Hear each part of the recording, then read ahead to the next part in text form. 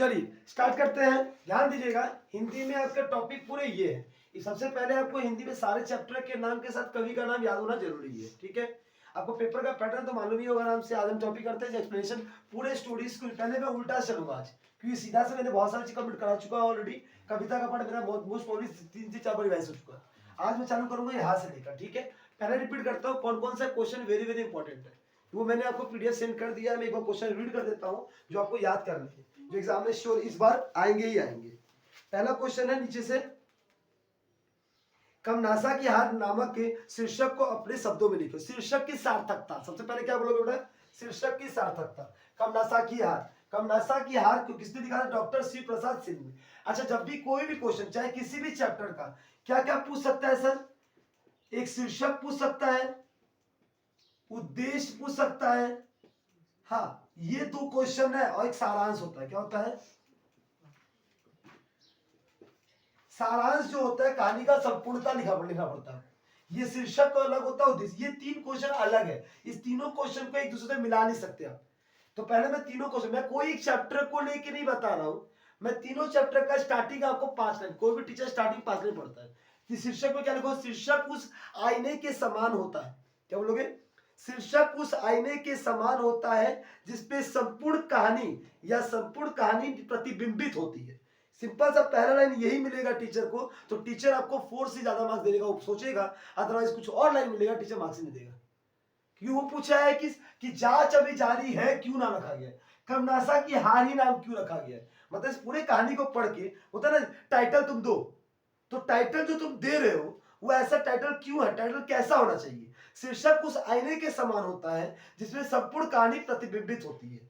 इस संपूर्ण कहानी शीर्षक को केंद्र में रखकर, शीर्षक को केंद्र में रखकर संपूर्ण कहानी उसके इर्द गिर्द घूमती है, ठीक है। शीर्षक इस प्रकार होना चाहिए जिसको पढ़ने के पश्चात श्रोतागण, सुनने वाले, और वक्ता, बोलने वाला, दोनों को वो आकर्षित करे और उसके मन में कौतूहल पैदा करे। क्या पैदा करे? कौतूहल। उसको जानने की जिज्ञासा हो कि ये किस तरीके की, किस कहानी में क्या कहा गया है। जिस पर इस आधार पर हम कह सकते हैं कि कमनासा की हार, या जो भी कहानी बोले, कि हार का शीर्षक उचित एवं उचित है।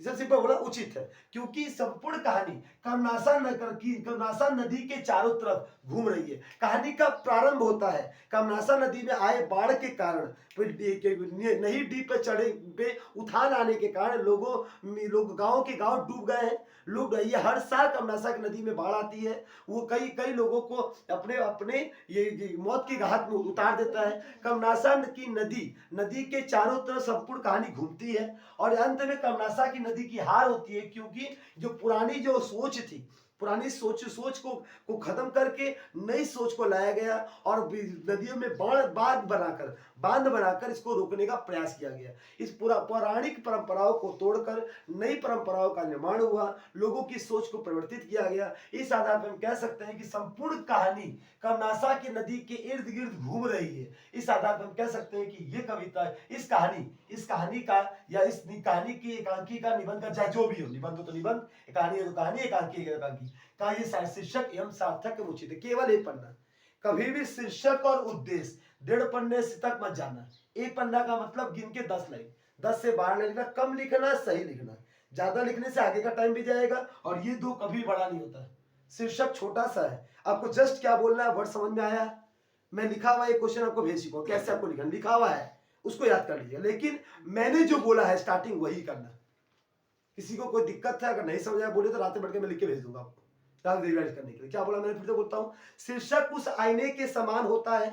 लैंग्वेज सबका अपना अपना होना चाहिए। मैं फिर से बोल रहा हूं, कोई गाइड, कोई सजेशन का लाइन पढ़ना है, कहानी समझना है, छापना नहीं है। कोई का सोचा मैं रट के जाकर छाप दूंगा, मार्क्स नहीं दिया टीचर। हिंदी का मतलब होता है अपने मन से लिखना।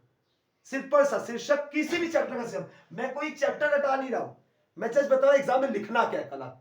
तो कल आपको एग्जाम में लिखना है, शीर्षक उस आईने के समान होता है जिसपे संपूर्ण कहानी प्रतिबिंबित होती है, और संपूर्ण कहानी चारों तरफ की, शीर्षक को केंद्र में रखकर संपूर्ण कहानी हर तरफ घूमती रहती है। शीर्षक इतना आकर्षक और कौतूहल पर होना चाहिए जिसको पढ़ने के पश्चात श्रोता के गण और वक्ता को के मन में अत्यंत जिज्ञासु पैदा हो। किस तरीके की जांच, कि क्यों कर्मनाशा किया, क्या हुआ था कर्मनाशा किया, कर्मनाशा में क्या हुआ था। जैसे प्रकार एक अखबार के पन्ने को पढ़ते हैं तो अखबार के पन्ने में हम लोग पहले हेडिंग पढ़ते हैं। अगर हेडिंग हमको अट्रैक्टिव लगता है, कुछ अच्छा लगता है तब ना अंदर पढ़ते हैं। तो बहुत सारे जिसका अट्रैक्टिव पढ़ के आगे बढ़ जाते हैं। तो आपका हेडिंग बहुत अच्छा होना चाहिए। जैसे यूट्यूब हम चलाते हैं तो जिसका कवर पेज अच्छा होगा या जिसका थंबनेल अच्छा होता है उसको हम खोल के देखते हैं।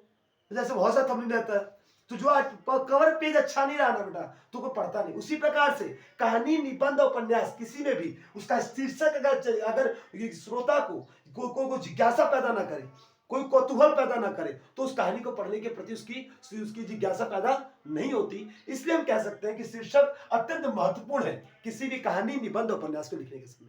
इतना बातें लिखोगे तो गारंटी देता हूं 4 से नीचे टीचर दे ही नहीं सकता। तो ये सिर्फ को समझ आ गया। किसी को शीर्षक में दिक्कत है, मैं कोई चैप्टर को स्पेसिफाई नहीं समझा रहा हूं, मैं समझा रहा हूं शीर्षक कैसे एग्जाम में करना है। आते हैं उद्देश्य की तरफ। उद्देश्य का भी कुछ लाइन 10 लाइन से ऊपर नहीं होना चाहिए। कहानी संपूर्ण नहीं लिखनी है। कहानी के पहले स्टार्टिंग आपको लिखना है वो बता दे रहा हूं। बीच में कहानी का मेन मुद्दा, उद्देश्य का मतलब होता है ऑब्जेक्टिव। तुम इस पूरे कहानी में तीसरी कसम हो चाहे कर्मनाशा किया हो चाहे सर, तीसरी कसम का शीर्षक क्या है सर? 3 कसम। कौन सी 3 कसम? क्या 3 कसम? कैसा 3 कसम? क्यों 3 कसम? क्यों खाया 3 कसम? क्या हुआ था 3 कसम में? ये शीर्षक है। मतलब जिज्ञासा हो रहा है कि क्या 3, अगर कहानी को ना पढ़े, खाली सिर्फ आज पहले ये पढ़े हम तीसरी कसम। कौन सी कसम? क्या कसम? क्या कौन 3 कसम था? क्या हुआ था? जिज्ञासा पैदा कर रहे हैं ना तो आगे कहानी पढ़ना चालू करते हैं। कर्मनाशा की हार, कर्मनाशा क्या है, इसकी हार क्यों हुई, क्या हुआ था कर्मनाशा के साथ, तो पैदा कर रहे हैं। जांच अभी जारी है, अभी भी जांच जारी है। किसकी जांच है? क्या चीज की जांच है? क्या हुआ था? ये जिज्ञासा पैदा कर रहा है कि नहीं कर रहा? ये पढ़ो। दीपदान, दीप का दान, किस लिए दीपदान, क्यों हुआ था दीपदान, क्या हुआ था दीपदान में। धावक, धावक क्या होता है? धावक का मतलब धावक होता है कि क्या प्रतियोगिता में भाग लेने वाले को धावक बोलते हैं। क्योंकि ना कंपटीटर्स है, कंपटीटर। आज की दौड़ में इतने धावक लोग प्रतियोगिता में भाग लिए। क्या करेंगे धावक, क्या होता है धावक, क्यों हुआ धावक, क्या करना है, जिज्ञासा पैदा कर रहे हैं। तो शीर्षक सारा का सारा शीर्षक देखो कितना अट्रैक्टिव है, आपको जानने की इच्छा पैदा कर देता है। तो उद्देश्य होता है कोई भी कहानी को लिखने के पीछे, कोई भी कहानी, निबंध, उपन्यास को लिखने के पीछे एक उद्देश्य होता है। याद ऐसे बोलोगे, उद्देश्य बोलोगे तो बोला कोई भी कहानी, निबंध या उपन्यास जो तुम्हारा हुआ, मैं फिर से बोल रहा हूं, निबंध में तुम कहानी, निबंध, उपन्यास मत लिख देना। अगर तुम्हारा वो क्वेश्चन उद्देश्य का पूछा है निबंध से तो कोई भी निबंध को लिखने के पीछे उद्देश्य। अगर तुम्हारा उद्देश्य पूछा है कहानी में से कोई एक तो कोई भी कहानी को लिखने के पीछे उद्देश्य। अगर तुमसे पूछा है एकांकी को तो कोई भी एकांकी को लिखने के पीछे उद्देश्य। क्लियर? कविता तो कोई कविता को लिखने का उद्देश्य। सिंपल सा याद रखना, सबका मतलब हम सबका एक साथ बता रहे हैं, ठीक है। तो कोई भी कहानी, उपन्यास, निबंध को लिखने के पीछे एक उद्देश्य होता है। अगर मैं कोई भी चीज लिख रहा हूं, अगर मैं आपको कोई शिक्षा ना दे पाऊं, कुछ समझा ना पाऊं तो वैसा टाइम पास का फायदा नहीं है। कोई भी स्टोरी को, हर कोई भी कहानी तुम खोल दिखाओ, उसके पीछे उद्देश्य ना बता देना। ये धूमकेतु में क्या उद्देश्य था बेटा? धूमकेतु एक पुछल तारा है। हाँ, पुछल तारा जो पहले के लोगों की अवधारणाएं थी, उद्देश्य में सबका बता रहा, सुनो। धूमकेतु के पीछे उद्देश्य क्या लगे? कोई भी पहले स्टार्टिंग का तोड़ा नहीं होगा, कोई भी कहानी के, निबंध के पीछे, निबंध लिखने के पीछे एक उद्देश्य होता है।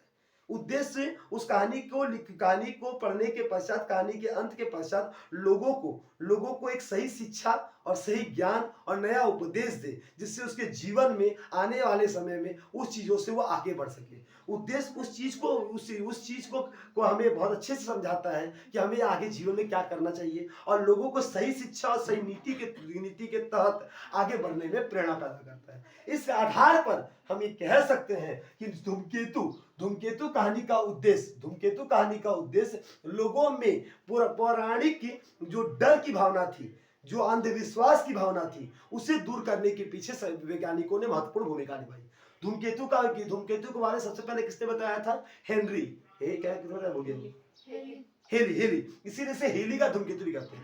हेली ने बहुत सारे वैज्ञानिक आविष्कारणाएं की, बहुत सारी चीजों को देखा, तब उन्होंने बताया कि हर 60 या 62 साल के पश्चात, 62 ईयर्स, हर 62 साल, 75 या 76 ईयर के पश्चात हमें धूमकेतु दोबारा देखने को मिलता है। तो अगर मेरी खोज अगर निश्चित है और सही होगी तो आगे एक बार धूमकेतु कब दिखाई देगा, उसने डेट दिया, तो डेट को याद रखना आपको। वो डेट बताया गया था, उस डेट को डेट में उसने क्लियर किया था कि अगर इस दिन धूमकेतु दिखाई देता है तो ये हम ये कह सकते हैं कि धूमकेतु भी सभी आकाश में घूमने वाले पिंडों की तरह, सभी ग्रहों की तरह ये भी सूर्य के चारों तरफ क्या करते हैं, ये परिक्रमा करते हैं और एक निश्चित अवधि के पश्चात यह हमें आसमान में दिखाई देते हैं। तो हम अगर ये दोबारा दिखाई देगा तो इसका मतलब वो धूमकेतु है। अच्छा, धूमकेतु का विनाश कब हो जाता है? जब ये सूर्य के बहुत नजदीक चल जाता है तो सूर्य के अत्यधिक ताप के कारण इसमें इसका विखंडन हो जाता है, ये टूट जाता है और इसे टूटे हुए तारे के रूप में हम देखे जा सकते हैं। तो धूमकेतु कोई विनाशक नहीं है,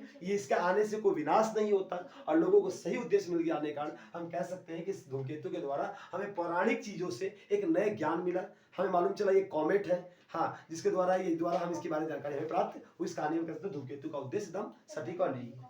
नौबत खाने में इबादत, नौबत खाने में यह इबादत यतीम मिश्र, याद रखना जो अभी जितने भी तुम कवि का नाम पढ़ोगे, जो भी कवि, ये कवि का जब भी तुमको नाम अगर पूछे एग्जाम में, हिंदी साहित्य के सर्वश्रेष्ठ कवि, आधुनिक हिंदी साहित्य, कौन बोलोगे?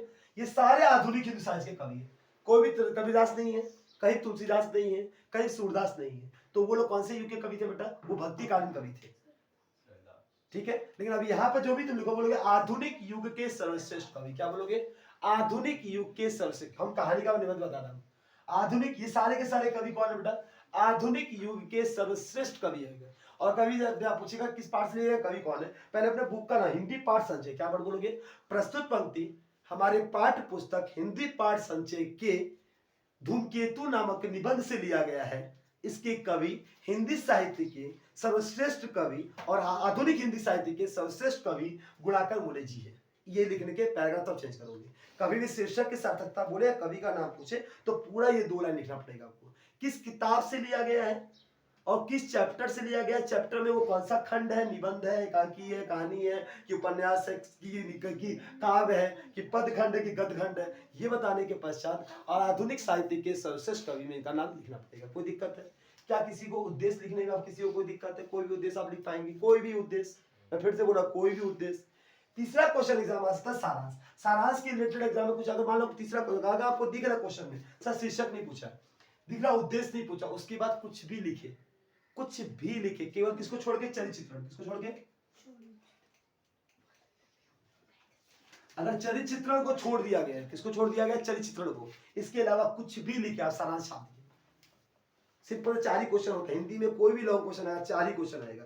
या तो शीर्षक, इसका अलग कॉन्सेप्ट होता है जो मैंने बताया आईना की तरह, या तो उद्देश्य, उद्देश्य में केवल तुमको मेन ऑब्जेक्टिव बताना है किस लिए लिखा गया। अब कहानी के अंदर को तुम पात्र को उठा लेगा, मार्क्स काट दीजिए कि कहानी तुमको शिक्षा क्या मिला, उद्देश्य क्या था कहानी लिखा, उसको कहानी समझाने बैठिए। तुम्हारा कहानी 2-3 लाइन उठाएगा जिससे तुमको कुछ शिक्षा मिली, कोई इंपॉर्टेंस मिला, तब वो लिखना। और तीसरा बोला गया सारांश। सारांश से तो अपना पूरी कहानी को समझाओ अच्छे से, डिटेल में लिखो, 1.5 पन्ना लिखो, कोई दिक्कत नहीं, मार्क्स मिल जाएगा। और चरित्र चित्रण में कभी भी आप एक्सप्लेनेशन में दीजिए, 4-5 पॉइंट दीजिएगा। और एग्जाम में चरित्र चित्रण में क्या होता है सर? नायक का आता है। नायक मतलब मेन इंपॉर्टेंट पॉइंट, मेन कौन था। अगर हम एग्जाम बात करते हैं सर, क्या नाम है, कर्मनाशा की हार में, कर्मनाशा की हार में भैरव पांडे बहुत इंपॉर्टेंट है। अगर इसका चित्रण आएगा तो भैरव पांडे से पक्का आएगा।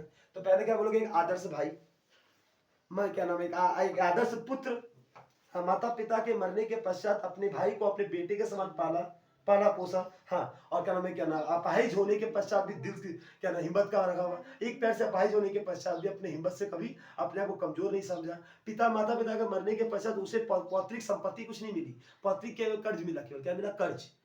कर्ज के रूप में इसको खाली पिता माँ बाप का जो कर्ज था वो उससे उठाना पड़ा। और ये पिता माँ बाप के द्वारा जन्म दिए हुए केवल 9 वर्ष के या 7 वर्ष दिया देखना चाहिए करना, उतने वर्ष के बच्चे का पालन पोषण उसे मिला। उसने अपने भाई को अपने बेटे के समान उसे पाला, उसको वो सारे सुख दिए जो सुख वो खुद प्राप्त नहीं कर पाया था, लेकिन उसके पालन पोषण में कोई उसने कमी आने नहीं दी। जिसका समाज के क्या नाम है, ये नई सोच को रखने वाला, ये भैरव पांडे एक ब्राह्मण समाज के, भैरव पांडे है, भैरव पांडे एक ब्राह्मण समाज के होने के पश्चात पहले समाज से डरता है कि उसके भाई ने जो कुलदीप ने जो गलत काम कर दिया है, उसके अगर समाज में किसी को पता चलेगा तो उसका नाम कितना खराब हो जाएगा। इसको कहानी याद है करना घर में, भैरव पांडे का जो उसकी क्या नाम कुलदीप था, उसकी क्या नाम लड़की का नाम क्या था? फुलमत के साथ जो ये बाल विधवा थी, बचपन में ही विधवा हो गई थी। वो क्या कि मल्हार की बेटी थी, मल्हार मतलब छोटी जाति का, जात पात के वो सोच को रखने वाला, समाज के अनुसार चलने वाला। पहले बोलना कि पहले समाज के अनुसार चलते हुए उसने उसको मना कर दिया कुलदीप को कि नहीं तुमने जो कर तुम लोग गलत कर रहे हो, वो विधवा भी है और तो समाज की गलत मानेगा, उसको दूर कर दिया। लेकिन बाद में जब देखा कि क्या नाम है उसके फुलमत के गर्भ में कुलदीप का ही बेटा है, तो समाज से लड़ने वाला, पुरानी सोच को खत्म करके नई सोच को आगे बढ़ने वाला, सारी चीजें लिखी हुई है, टेंशन मत लीजिए। अभी आज का पीडीएफ तेरे पढ़ने का जो भेज दिया आप लोगों को, सारा लोगों से लिखा हुआ है, तो आपको सोचना कुछ नहीं कि आपको लिखना पड़ेगा, सब लिखा हुआ है, याद केवल सिंपल कर जाके याद कर लेना, हो जाएगा, कोई दिक्कत है। तो आपको किसी का चाहिए बोला तो सर जांच अभी जानी में पढ़ा पढ़ना, अब पढ़ना एक पढ़ी लिखी होती थी, इसको दूसरा जॉब मिल रहा था, वो जॉब को छोड़ के प्रोफेसर का जॉब छोड़ती है, कॉलेज में प्रोफेसर का जॉब को छोड़कर वो बैंक के जॉब को रखती है। कि उसका ये मानना है कि बैंक में जो भी ऑफिसर काम करते हैं, बैंक में जो काम करते हैं, वो कितने ईमानदार होते हैं, जिसके पास लाखों करोड़ों के पैसा उसके इर्द गिर्द पड़ा रहता है, फिर भी वो चोरी नहीं करते। उसका ये मानना था कि बैंक में काम करने वाले लोगों की ईमानदारी कितनी अच्छी होती है, उसकी सोच बहुत अच्छी थी।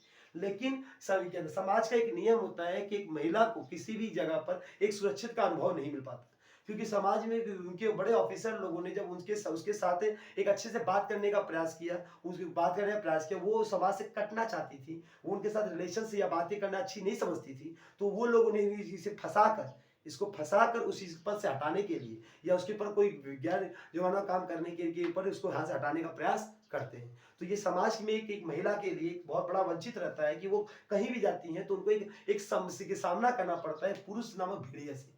उसको वहां से अपने काम को भी करना पड़ता है अच्छे से, और उसके साथ भी उनको इसका सामना करते हुए आगे जाना पड़ता है, और पुरुष को इसका सामना करने की आवश्यकता नहीं पड़ती है। तो ये एक बहुत बड़ा चैलेंज था उस समय के सोच में। अभी के समाज बहुत अच्छा हो चुका है, चीजें प्रगति कर चुकी है, लोगों की सोच डाइवर्ट हो चुकी है, महिला हर जगह काम कर रही है और सुरक्षित भी है। तो एक सुरक्षित वातावरण देना हमें बहुत आवश्यकता पड़ती है। यहाँ तक कोई दिक्कत है? लिख पाओगे? एक क्या नाम है, आदर्श पुत्री, माँ बाप के लिए करने वाली। हाँ, एक कर्मशील महिला, अपने काम को अपने काम को देवता के समान पूजने वाली। हाँ, कर्मठ महिला। हाँ, वो ईमानदार महिला। ऐसे 5 पॉइंट छिड़ा। एग्जाम में जितने मार्क्स का आएगा, 5 मार्क्स से क्वेश्चन आएगा, 1 पॉइंट एक्स्ट्रा प्लीज लिख देना। कि मान लीजिए कोई 1 पॉइंट अगर टीचर को लगा ना पॉइंट गड़बड़ लग रहा है, तो एक सरप्लस पॉइंट देके वो आपको मार्क्स दे देगा, अगर टाइम बचे तो। पहले अपना हाथ देखना, स्पीड देखना कि मैं कितना कर पाऊंगा, क्योंकि अभी तो आप लिखे नहीं, कलम चलाया नहीं है। कल पहली बार कलम चलाएंगे तो पहली बार आपका हाथ तो अकड़ेगा, कल हाथ भी अकड़ेगा, कल सब कुछ होगा। तो ट्राई करना कि लास्ट तक पहुंच जाओ। छोटे क्वेश्चन एमसीक्यू के पीछे ज्यादा माथा ना फोड़ना, पहले बड़े क्वेश्चन जितना अटेंड हो पाए अटेंड करिए, सबसे जल्दी करिएगा, टाइम वेस्ट मत कीजिएगा।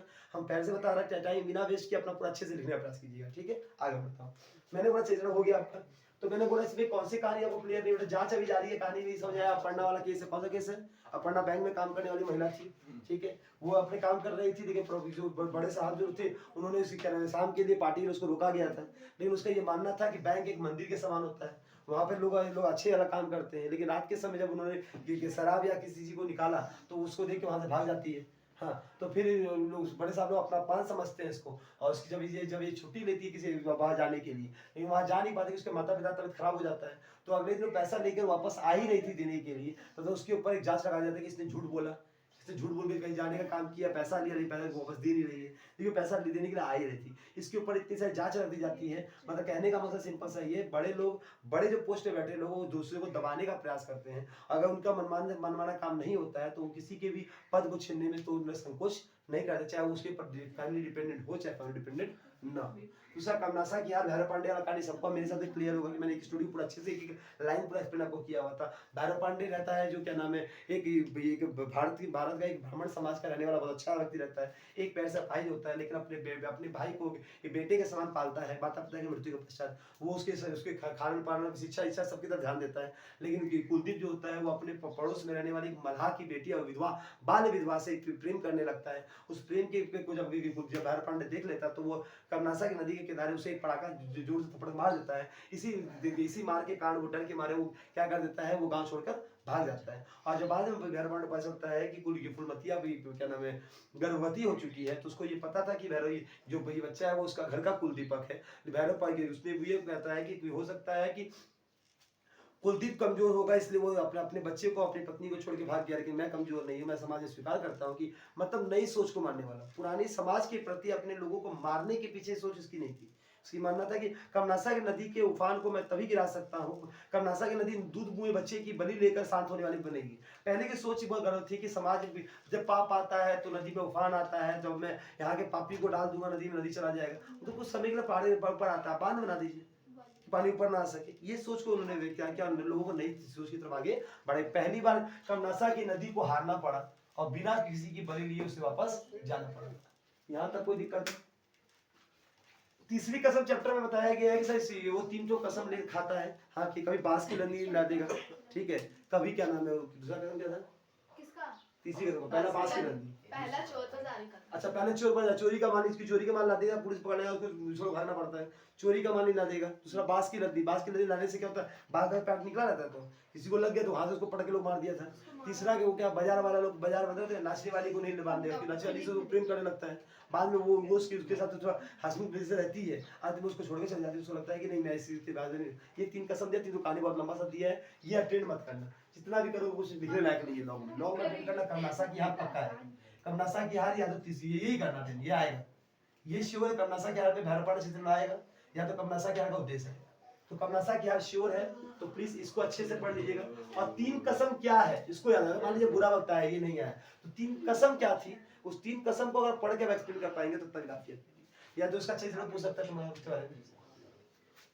सर दीपदान कहानी में तो श्योर है कि दीपदान कहानी में क्या होगा तुम्हारा, इसका अच्छे से पूछेगा, क्या नाम है जो लड़की क्या थी, औरत क्या थी, ढाई माँ का जितना एग्जाम आएगा, हाँ, कि राष्ट्र भक्त अपने बेटे का बलिदान करने वाली, मतलब कितना बड़ी बात होती है कि राष्ट्र को बचाने के लिए लोग अपनी बेटी को बलिदान करके राजा के बेटे को बचाई है।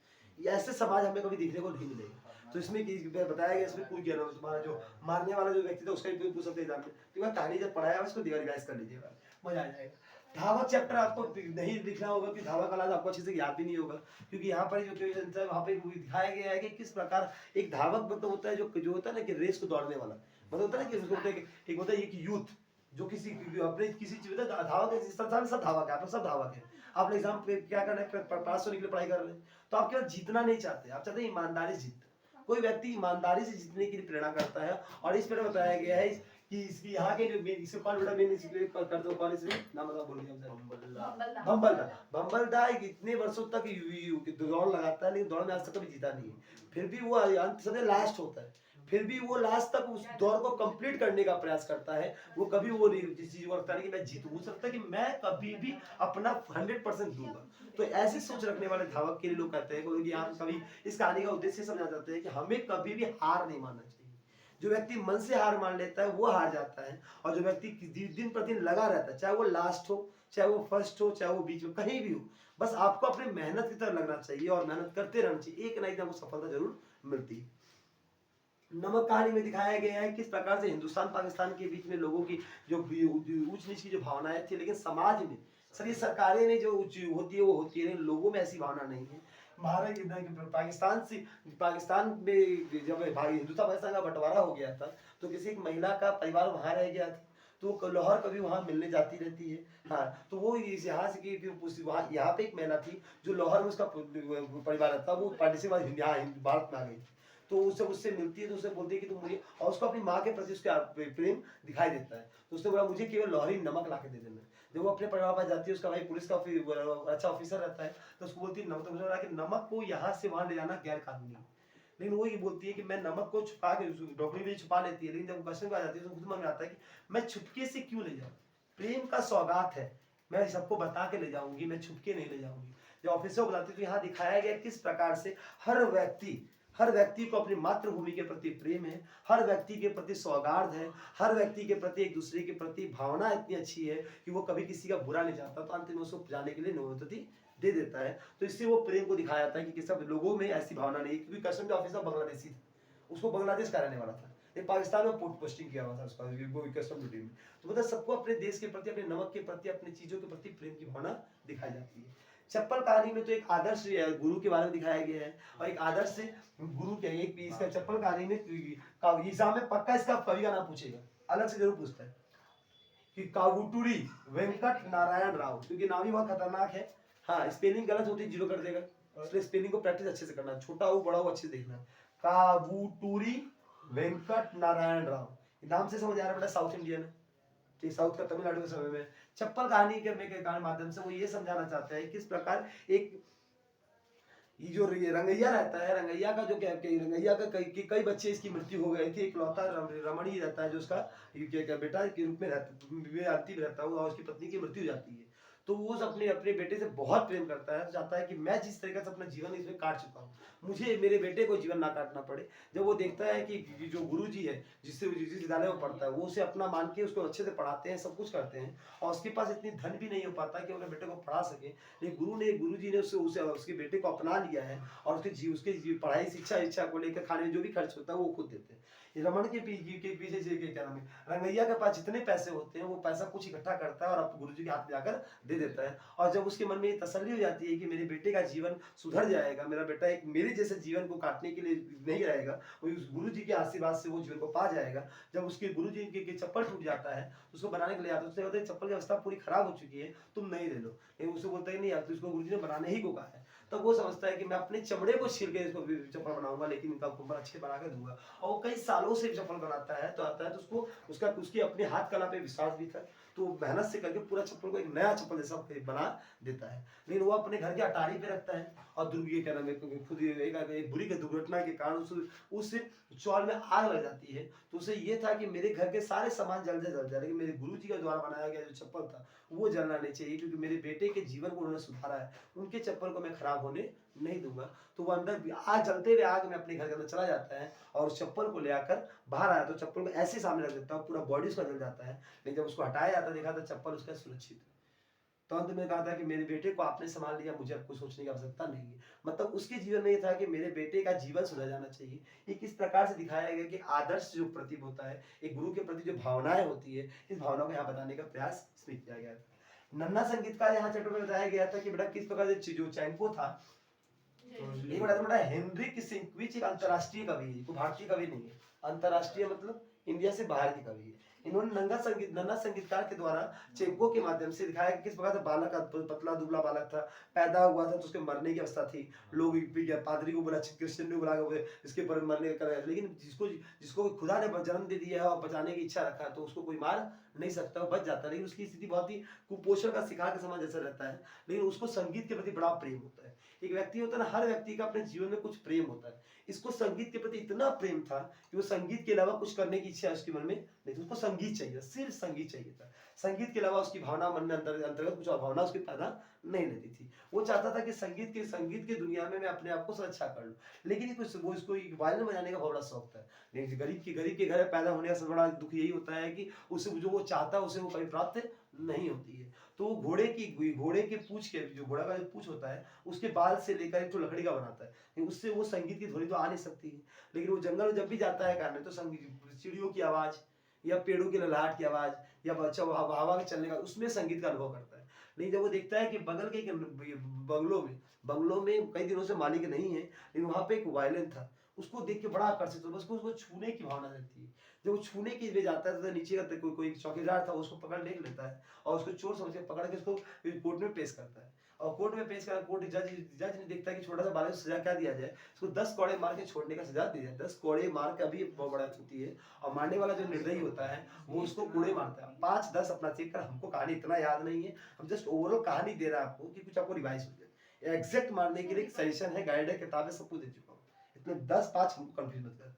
मैं जिसको सजा दिया था उसके मार के कारण, हाँ वो उसके वो बहुत ही कमजोर था, ऐसे ही पहले शरीर से कमजोर था, ऊपर से मार खाया और डॉक्टर के पास जाने के पैसे उसका था ही नहीं। वो घर में कराते इस दुनिया को छोड़कर अपने स्वर्ग दुनिया में चला गया। इस दुनिया के नश्वरता को दिखाया गया, किस प्रकार छोटे से बच्चे की जो इच्छा थी, उस इच्छा के प्रति समाज कितना क्रूरता से उसे मार डालता है, लेकिन उसकी इच्छा को पूरा होने नहीं देता।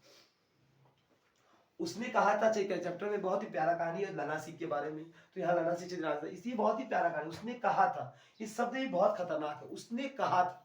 यहाँ प्रेम की सौगात को बड़ा ही प्यार तरीका से दिखाया गया है, किस प्रकार से एक छोटे से जब छोटे 13-14 साल के बालक था लनासी, हाँ जब वो क्या नाम है, वो लड़की का नाम क्या था, लड़की का नाम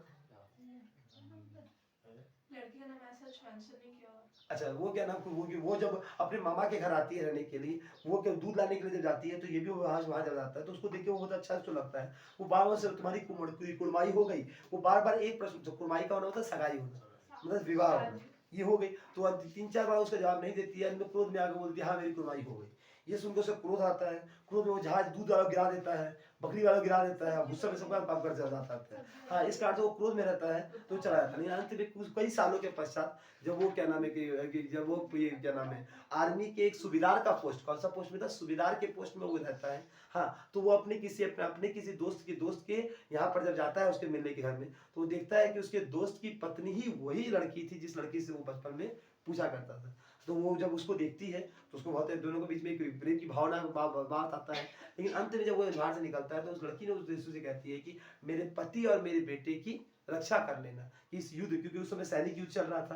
तो उसे भी जब उसने एक वर्ड केवल इकलौता कहा, प्रेम की सौगात उसे कहते हैं कि जिसे पाने की भावना ना हो। इस कहानी में एक बहुत बड़ी बात को दिखाया गया है। सांसारिक प्रेम को प्रेम माना ही नहीं है। आजकल का प्रेम कभी नहीं हो सकता है कि इसमें केवल लालच, केवल वासना, केवल अपनी चीजों को पाना, इसके अलावा कुछ नहीं है। मेरी हुई तो मेरी है, नहीं है तो किसी की नहीं।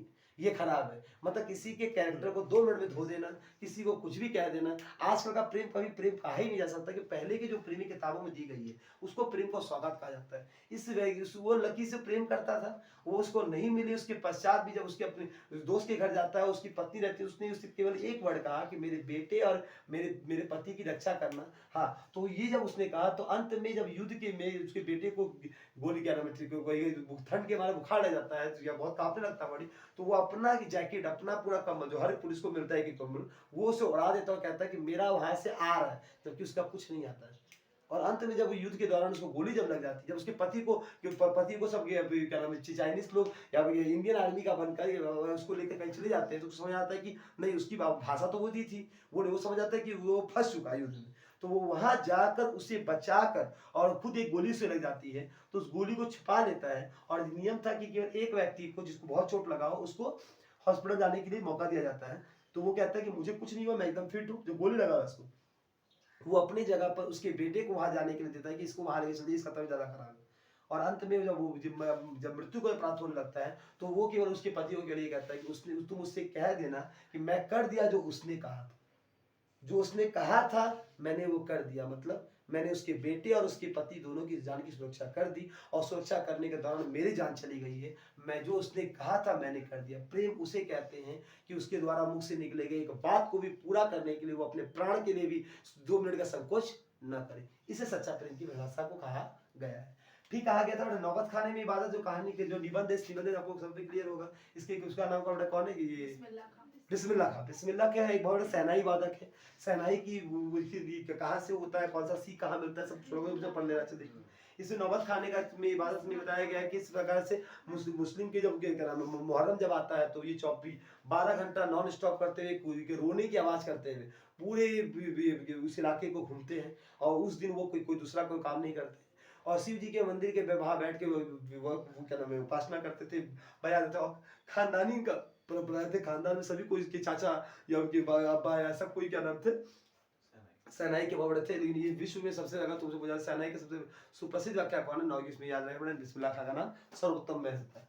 धूमकेतु दिखाया गया जो मैंने बता दिया आपको। धूमकेतु में क्या बताया गया किस प्रकार से कि कुशल तारा को देखो, लोगों के कमेंट की भावना थी कि नहीं बहुत ही विनाशकारक, जब ये दिखाई देगा तो विनाश आएगा। तो इसके आने के डर के मारे लोग मर जाते थे, बुखार चढ़ जाता था, क्या होगा, क्या विनाश होगा। एक डर एक बहुत बड़ी चीज होती है ना। अगर आपको पता चल जाए कि बिल्डिंग को भूत बात है, हाँ, तो कल से अगर कोई चीज औरत तो पहले चला भूत आ गया मन में भावना होती है। पता नहीं होगा आपको तो आप भूत के पास से निकल जाएगा, पता नहीं चलेगा। अगर पता नहीं यहाँ किसी के बगल में बिल्डिंग कुछ हुआ होगा तो आप बगल से जा रहा है, पता नहीं चलेगा। जहाँ कोई स्टोरी समझा दे उसके पास तो आपको हर एक चींटी का आवाज हो चाहे कुत्ते का आवाज हो तो आपको लगे बारे भूते आ रहा है। तो मन की विचार होती है ना, तो मन के विचार को पढ़ने मजा आ गया। तो यहाँ लोगों की भावनाओं, लोगों को जब ज्ञान दिया गया तो बता दिया गया तो उससे डर ज्यादा पैदा हो गया था।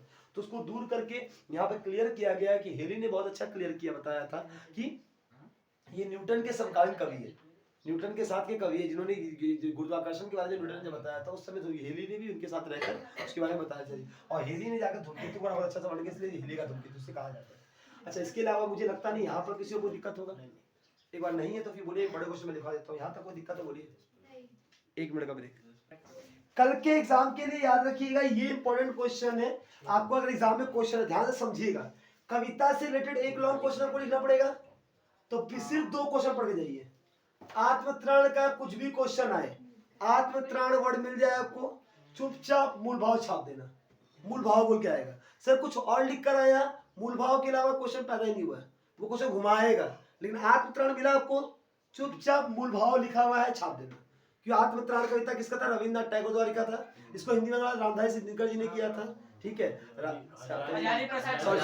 आचार्य प्रसाद द्विवेदी जी ने इसे हिंदी में अनुवाद किया था। लेकिन जिसने इसका मूल भाव को लिखा था, उस मूल भाव का नाम के कवि गए। इसके कवि असली में कौन है बेटा? ये तुम्हारा कवि इसको रविन्द्रनाथ टैगोर ही कहलाएंगे। इसमें रविन्द्रनाथ टैगोर ने बंगाली भाषा में आत्मत्राण जो कविता रचना की थी, बहुत अच्छी बातें थी। लेकिन इसमें इस तरीके से बताया गया कि हमें ईश्वर से इन्होंने प्रार्थना किया है, नहीं केवल शक्ति मांगा है, अपने कष्टों को दूर करने के लिए नहीं कहा है। वो कष्ट को खुद सहना चाहते हैं, लेकिन वो चाहते हैं कि बस मैं कभी भी कोई काम करूं उसमें डर ना जाऊं, और ईश्वर से कभी भी वो चीजों को, कष्ट को हटाने के लिए नहीं, उसे लड़ने की शक्ति मांग रहे हैं। तो ये बहुत अच्छा लिबा मिल पाएगा। दूसरा है सच्चिदानंद हीरामास्टर नागेश जी, सॉरी ये कवि कौन इसके? पिताजी का नाम क्या था? अमिताभ बच्चन के पिताजी का नाम हरिवंश राय बच्चन जी।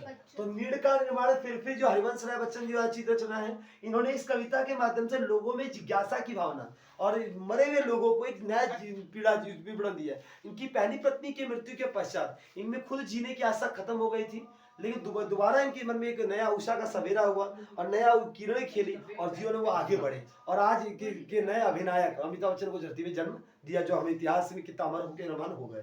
तो मतलब निर्णय का कभी एक चिड़िया को देखा कर बेटा, चिड़िया जब जितना तूफान आता है उसने घोंसले को तिनका ला कर इकट्ठा करता है, कितनी मेहनत से बनाता है। लेकिन जब क्या होता है सर, जब घोंसला गिर जाता है, जब वो पेड़ जब आंधी से गिर जाते हैं, उसके घोंसले तबाह हो जाते हैं, तो अगला दिन वो फिर वो 49 पवनों को नीचा करते हुए मुंह में तिनका दबाए चोच को, फिर वो हवा को चीरते भी जाता है, फिर अपना घोंसला उड़ता है। मतलब जब चिड़िया एक हार नहीं मानता है, तो हमें हार नहीं मानना चाहिए। क्या जीवन में आपकी सफलता मिले चाहे असफलता मिले, कर्म आपका काम है, फल ईश्वर का काम है। कर्म अपना 100% करते रहो, फल जब होगा ईश्वर देगा। अगर तुम्हारी कर्म में कोई भी त्रुटि नहीं है, आपको फल मिलना निश्चित है। आज ना मिले तो कल मिलेगा, लेकिन आपको कर्म को छोड़ना नहीं चाहिए कि नहीं फल मिल ही नहीं रहा, मेरा बेकार जिंदगी है, हमें कुछ करना नहीं, ये शब्द नहीं। आपका काम केवल पढ़ना है, आपका काम जीवन में आगे बढ़ना है, वो आप करते रहिए। फल कब मिलेगा वो ईश्वर तुम्हें बहुत अच्छा चीज दे रहा होगा, इसलिए वो तुम्हें छोटा चीज तुम्हें छेड़ रहा होगा। तो निर्णय का निर्माण फिर तुमको एक आशावादी कविता है, जो तुम्हें एक आशा दे रहा है कि निराशा के स्वर में मैं एक आशा का स्वर में। कौन सी कविता है बेटा? आशावादी। अब आगे बेटा इधर में ये क्वेश्चन एक अलग से आता है, सॉरी सबका ये किसका हाथ से बेटा? ये तुम्हारा अलग अलग बुक्स है, उसमें से एक लॉ क्वेश्चन अटेंड करना पड़ेगा। कविता का एक लॉ क्वेश्चन अटेंड करना है आपको, ये 2 ही होगा। और इसमें 3 बेटा कर्मनाशा की हार, जो मैंने आपको बोला पढ़ने के लिए। शीर्षक को ये आगे शीर्षक आया तो लिख देना। तीसरी कसम का 3 क्वेश्चन बेटा, हीराबाई का चित्रण या शीर्षक या उद्देश्य, ये 3 में से कोई एक, ये 2 में से कोई एक श्योर फंस जाएगा आपको।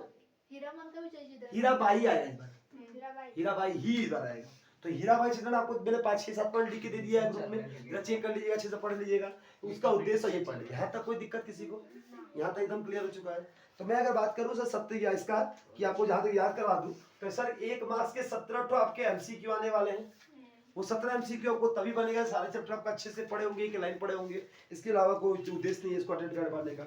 और 1 मार्क्स के 19 तो एसक्यू आएंगे। तो साफ समझ में आ गया सर, 36 मार्क्स तो आपको यही मिल रहा है छोटे क्वेश्चन में, जिसमें आपको अगर हिंदी लिखना आता हो चाहे हिंदी लिखना नहीं भी आता हो, लेकिन कहानी सारे अच्छे से पढ़े हैं, सारे चैप्टर हर एक लाइन को पढ़े हैं, तो यहाँ 36 मार्क्स में 20 मार्क्स अगर उठा ले रहे हैं आप, तो आपका अच्छा खासा मार्क्स यहाँ से हिंदी दे सकता है। तो ये तो अच्छे से आपको पढ़ना पड़ेगा। आपको पढ़ना क्या है बेटा? कुछ नहीं, अभी के समय में कुछ कर नहीं पाएंगे आप। सजेशन उठाइए, जितने सजेशन है छोटे क्वेश्चन है सबको वैलिड करते जाइए, इससे आपको कहानी समझ आने लगेगा, कहानी में क्या था। तो एक छोटे क्वेश्चन पढ़ते हैं, पूरा कहानी को रिवाइज करना जो होता है ना, point two point internal point पढ़ के। अब किताब पढ़ेगा वो समय नहीं है, अब इतने सारे जो इसको बोर्ड में लिखने मुझे कोना लग गया, क्या उतना प्रचंड पढ़ पाएंगे बैठ के लाइन से? नहीं, सेशन उठाइए, सारे एमसीक्यू ऐसे पढ़िए, स्टोरी पूरा दिमाग बैठ जाएगा आपका। फिर इसके बाद क्वेश्चन आपका आएगा क्या बेटा? 6 मार्क्स का प्लस 6 करके 4 क्वेश्चन आएगा, 24 मार्क्स का। तो 6 करके 4 जो क्वेश्चन आएगा, तो खंड का एक खंड करना है। तो पहला जो खंड रहेगा वो 6 मार्क्स का कौन सा रहेगा बेटा? ये रहेगा तुम्हारा कविता से। दूसरा क्या रहेगा बेटा? ये रहेगा तुम्हारा निबंध से। और तीसरा जो रहेगा वो एकांकी और किससे रहेगा बेटा? निबंध और कहानी से रहेगा, एकांकी से रहेगा। और चौथा रहेगा दूसरा वाला बुक से, कर्मनाशा के हार से। ये कविता, ये निबंध और एकांकी, और कहानी ये एकांकी दीदान अलग है बेटा, दीदान का अलग क्वेश्चन तो पक्का ही आएगा। तो ये अलग हो गया दीदान और कहानी। और इसलिए क्या रहेगा बेटा? कुटा सॉरी, इसमें दोबारा आ सकता है, क्या नाम है अभी बता देना, क्या नाम है ये? धूमकेतु, नौबत खान में इबादत, क्या नाम, धावक, हाँ तुम्हारा नमक, चप्पल, इन सब में से मिलाकर एक क्वेश्चन रहेगा, कोई एक लिखने को। और फिर यहाँ दीपदान नाम के कहानी से एक अलग से रहेगा, और एक ये तुम्हारा ये दो में से एक रहेगा, या तो तीसरी कसम या तो कर्मशा क्या है। मेरा मानिएगा कर्मशा क्या है, यही याद कर लीजिए, आपको पड़ेगा। तो तीसरी कसम में खाली 3 कसम याद रख लेना, बस तुम समझा नहीं सके, शीर्षक तो समझा ही दिया कैसे लिखना है। ये 24 मार्क्स का पेपर आपका अटेंड हो जाएगा। फिर आते हैं सर 2+3 करके 5, 2+3 करके देगा 5 करके, एक बार 2 क्वेश्चन आएगा। ये क्या रहेगा बेटा, ये लाइनिंग देगा। एक तो लाइनिंग रहेगा कविता से, एक लाइनिंग रहेगा आपका कविता से, और एक लाइनिंग रहेगा आपका क्या नाम है, कहानी और कहानी पद्य से, इसमें से। तो कोई ये तो बहुत सिंपल है। जो 2+3 2 रहेगा किसका, कविता नाम, कवि का नाम। तो उसको लिखने का स्टाइल क्या लिखा है, फिर से बोल दूं कि लिखवा दूं? सर मार्क्स डिस्ट्रीब्यूशन गलत है वहाँ पे। 5 कर देगा। ये 5 है और वो 1+2 है, वो 3 मार्क्स का है। अरे एक ही बात, हम क्या लिखा है, 3 मार्क्स के वजह से उससे ऊपर नीचे कर लेना है, क्यों फोड़ रही हो? 2+3 वो मार्क्स 5 अच्छे कर 4 5 कर, देख लीजिए बैठ के अपना, वो जो पेपर आपने उसका हिसाब बता रहा हूँ, ओवरऑल ले जा रहा हूँ। तो यहाँ क्या लिख रहा है, 2 मार्क्स, ये दोनों लाइनिंग आएगा, क्या आएगा, मार्क्स 5 हो चाहे 6 हो, बात तो एक ही, आपको उसे मत क्या फोड़ना। क्या रहेगा, एक कविता से रहेगा, एक निबंध उपन्यास से रहेगा, और एक तुम्हारा क्या एकांकी से रहेगा, और एक तुम्हारा किसका रहेगा, हिंदी से दूसरा साहित्य संचय से, साहित्य संचय से रहेगा। ठीक है, ये हो गया आपका 20 का। इधर आते हैं सर 10 मार्क्स से, एक तो कविता से लाइनिंग देगा, और एक तो कहानी और किसी का लाइनिंग दे देगा। और बोला बताइए इसका पहले 2 पार्ट पूछा, 2 मार्क्स का कवि का नाम और 3 मार्क्स का इसका शीर्षक के साथ है, तो पूरा व्याख्या करना। कवि के नाम में कैसे लिखा बेटा, प्रस्तुत पंक्ति हमारे पाठ्य पुस्तक हिंदी पाठ संचय, किससे, हिंदी पाठ संचय, बड़े याद, हिंदी पाठ संचय के, फिर कविता का नाम लिखोगे या कहानी का नाम या उपन्यास से, निबंध जो भी नाम के निबंध से, वो कहानी का नाम लिखे धावक निबंध से, सॉरी क्या नाम है, धूमकेतु निबंध से, नौबत खान इबादत निबंध से, हाँ धावक कहानी से के लिया गया है। इसके कवि हिंदी साहित्य के आधुनिक हिंदी साहित्य के सर्वश्रेष्ठ कवि, फिर कवि का सारे के सारे कवि जो आपके आधुनिक हिंदी साहित्य के कवि है। ठीक है, लिख पाओगे तब तुमको 2 में 2 दिया, तो हम लिखते हैं 1 मार्क्स देता है, देते कहां है बेटा। जो बच्चा इस तरीके से लिख रहा है हिंदी साहित्य संचय से लिया गया है, तो उसको फुल देगा, तुमको देगा फुल, इसके कवि ये है, कहानी ये है, हो गया। तो ऐसे मार्क्स नहीं देते, थोड़ा हिंदी को सजाना पड़ता है, क्योंकि वेस्ट बंगाल में पूरा पॉइंट टू डायरेक्टली ना लिखो, कुछ सजा कर लिखो, जितना अच्छा लिखो वो तमाशा अच्छा देगा। यहाँ तक क्लियर हो गया। जब ये खंड आपका क्लियर हो गया तो फिर आते हैं सीधा इसमें चरित्र चयन आएगा तो मतलब 10-15 लाइन लिख देंगे तो हो जाएगा। समझा, फिर बोलो चरित्र चयन आएगा किसी का तो 10-15 बेटा, चलचित्र में कब पॉइंट ही लिखना पड़ता है, 5 पॉइंट में, उसके अंदर 2-3 लाइन लिखना पड़ता है। वो ब्लैक रंग से पॉइंट ढूंढता है वो, कितना तो पॉइंट लिखे हो, क्या क्या कुछ कैरेक्टर हुई हो, अब तुम एक ही कैरेक्टर को उठाओ पूरा रगड़ रहे हो, मैक्स दे देगा वो।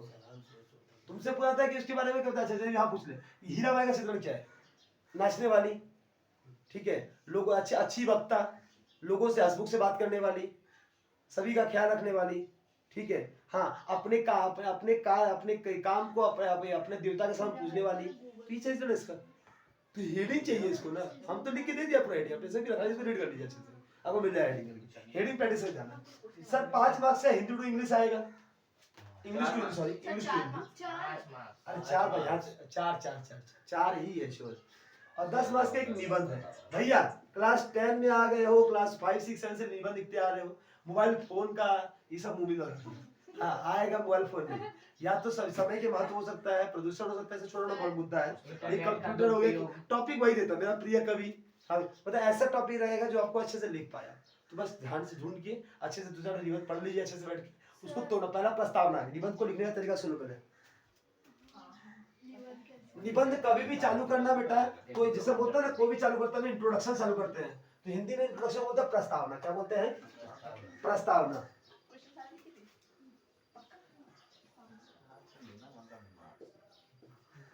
प्रस्तावना क्या होता है बेटा, इंट्रोडक्शन, पहले कोई भी जगह बोला, जैसे मोबाइल फोन का, तो मोबाइल फोन का इंट्रोडक्शन क्या है, कुछ इंट्रोडक्शन दो उसके बारे में, या प्रदूषण का, तो प्रदूषण किसे कहते हैं, उसके बारे में कुछ बोल दो, फिर इसके लिखना कारण, फिर लिखना प्रभाव,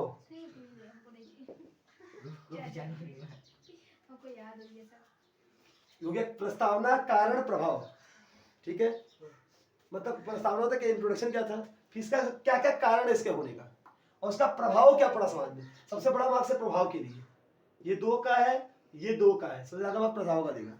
फिर इसके लास्ट में क्या लिखोगे, निष्कर्ष, और लास्ट में उत्थान होता है, लास्ट में क्या होता है,